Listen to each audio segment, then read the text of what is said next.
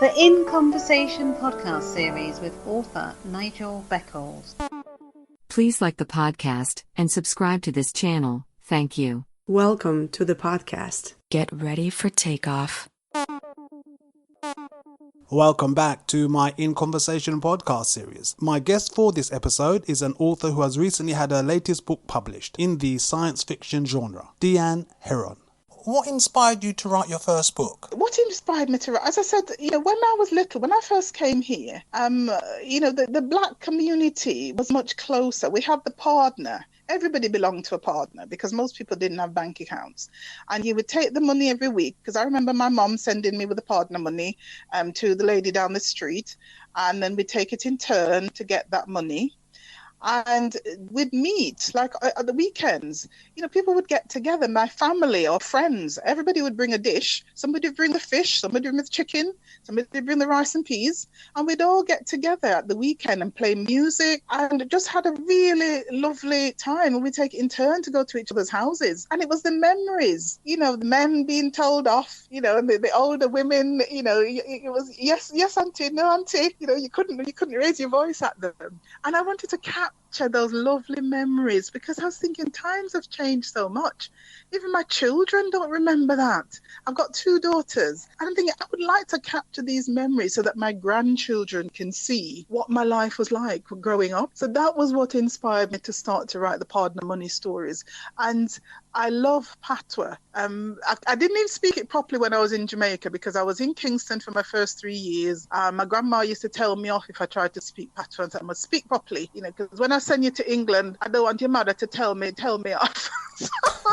And then, of course, when I came here, because we lived in Wythenshawe, it was an all white. I was the only black kid in my school, in my primary school. So I had to lose my patois, the little patois I had overnight. So when I left home, I started listening to Miss Lou again. And one of my cousins is a Rasta. Whenever I went to his house, I'd listen to his friends and the way they spoke. I thought, right, okay, I'm going to learn to speak patois again, which is what I've done. So my books are written in English, but with Jamaican patois dialogue. And how long did it take you to write your first book, Partner Money Stories? Oh, years, Nigel, because I kept writing stories and I just leave them and then nothing happened. I had them all in a box and unfortunately when I moved, that box was thrown out without me realizing, so I lost quite a lot of my writing. Oh dear. So I started writing again and I was in a group. I can't remember, I don't think it was Facebook, and I was talking to this gentleman. He lives in Jamaica and he was saying to me, I see on the group that you write, send me something, let me see one of the things that you write. So I sent him a story and immediately he wrote up thinking, oh my God, this is amazing, I love this. And he said to me that he knew, I forget the lady's name, she worked for the Jamaica Observer. This was a Sunday afternoon and he said, right, I'm going to send this to her and the next time I speak to her I'm going to tell her, they need to publish your stories, because the Jamaica Observer at the time had a pull-out magazine where they would publish stories each week. Anyway, he sent it, obviously must have emailed my story to this lady. About half an hour later, this is a Sunday afternoon, Nigel. Half an hour later, I got a message from her. I love this story. We're going to publish it next week. Do you have any more?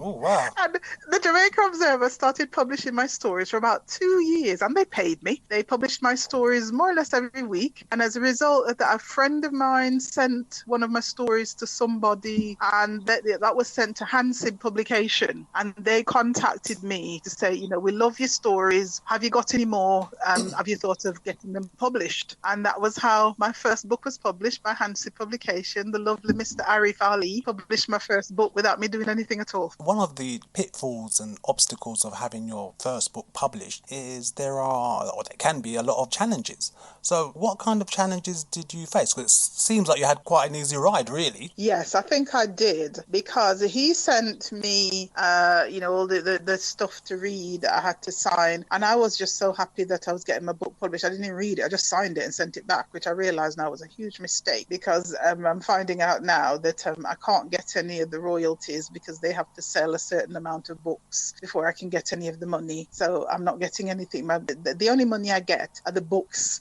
from the books that I sell from my website or when I go to events. But it was fairly straightforward. I didn't have to do anything. And my books are available all over the world. So I thank Hansen, even if I'm not getting any money from them. They are the ones who've advertised my writing. I'm told my books are on sale at both airports in Jamaica. I've had messages from people in Canada to say they bought my books. I even went to Barbados, went to Bridgetown, went into this bookshop. And what did I see on the shelf? My book, Pardon My Story. Wow. Believe it. So although, as I say, there were a few things I wasn't happy with because publishing, as you know, is an absolute nightmare.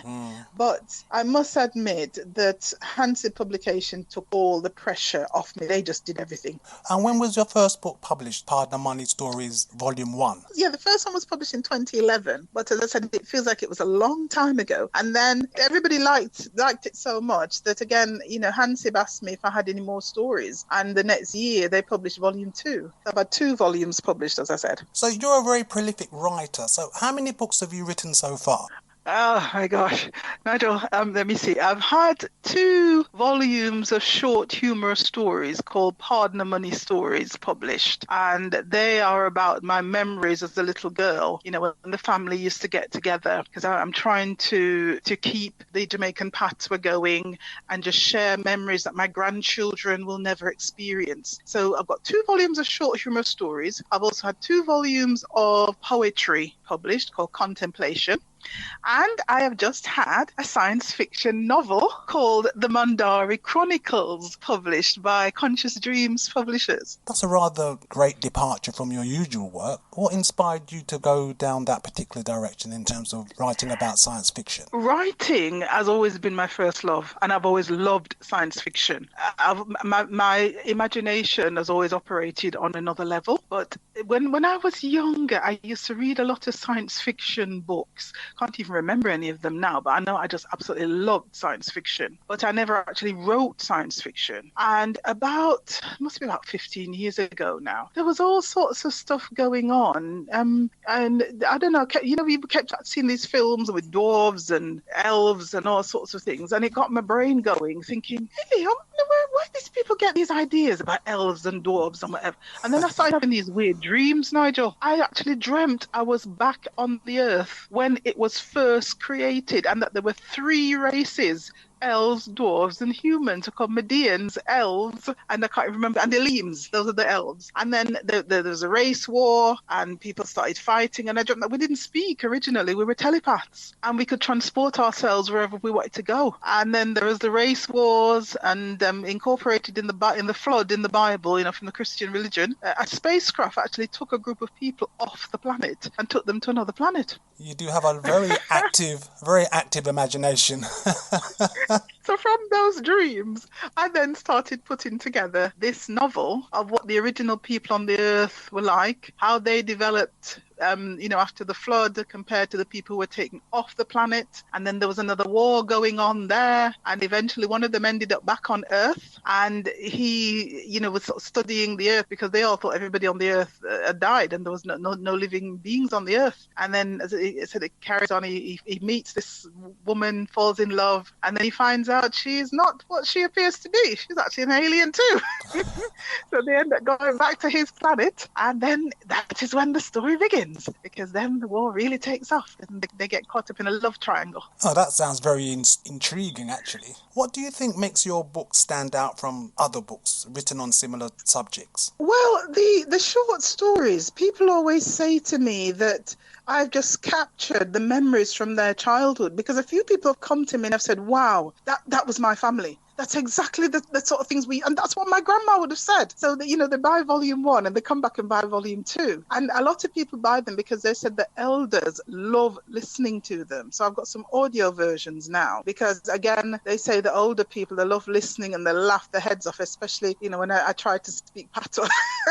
they like that. I think it's just wanted to capture something, to pass on to the younger generation. Besides writing, what other activities are you involved worked with? As you probably know, I'm a qualified counsellor and cognitive behaviour therapist. I'm a trainer. I've been a foster carer for 20 years. I've fostered, I think, nearly 39, 40 different young people. But how can people contact you?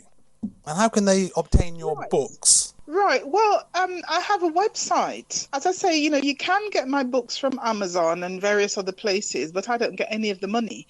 I only get the money if you buy them directly from me. You can get signed copies of all four, my two short stories and my two poetry books, and they're on my website, and that is all the W's. That's www.pardnermoneystories, and that's PARDNER, moneystories.co.uk. So if you go and find my website, and you can buy, as I said, signed copies on there, very reasonable. They're only $6.99, and you can you can find me on Facebook. Just search "Partner Money Stories" by Deanne Heron. You can see loads of examples of my poetry. What else? Or just in case you can't find all of that, just go on Google and search Deanne Heron, DEANNE Heron, HERON, and you'll see my website and loads of other information about me. Well, thank you for your time, Deanne. And no, thank you, Nigel. Yeah. It's really lovely talking to you, and thank you for giving me the opportunity, because I could talk all day. I could just keep going. So thank you. Really appreciate it. Thank you very much. You are very welcome. You take care. All right, we'll speak again soon, Nigel. Okay. Take care.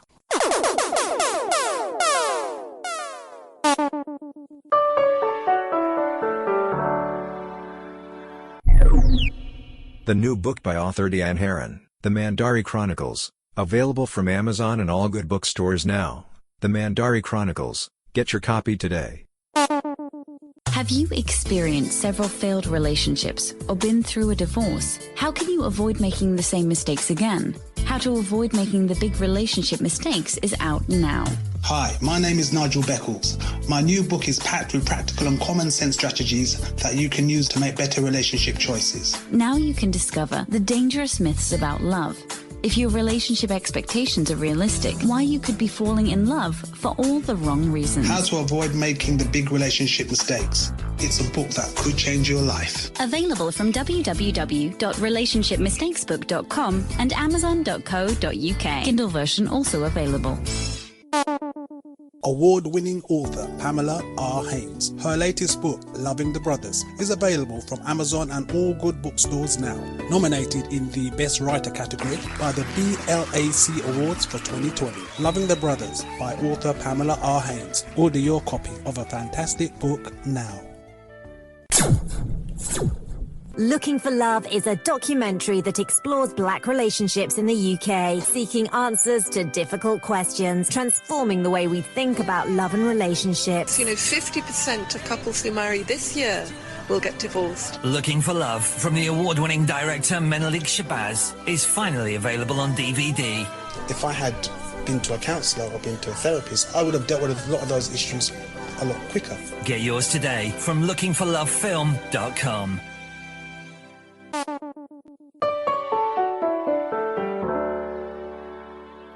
Thank you for listening. Please join me for another In Conversations podcast very soon for more interesting and entertaining discussions. Stay safe. Please like the podcast and subscribe to this channel. Thank you.